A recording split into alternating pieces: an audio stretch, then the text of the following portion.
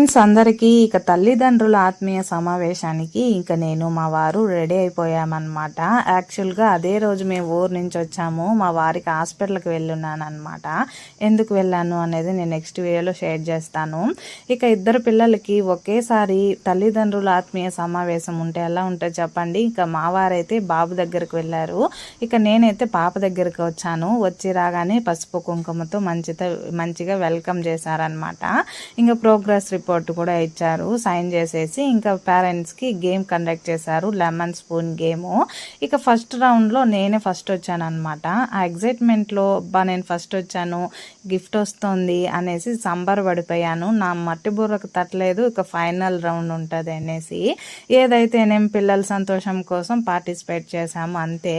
ఇక్కడ ఈ అక్క చదువు గురించి ఇంకా ఎంత బాగా ఎక్స్ప్లెయిన్ చేసిందంటే అంత బాగా ఎక్స్ప్లెయిన్ చేసింది.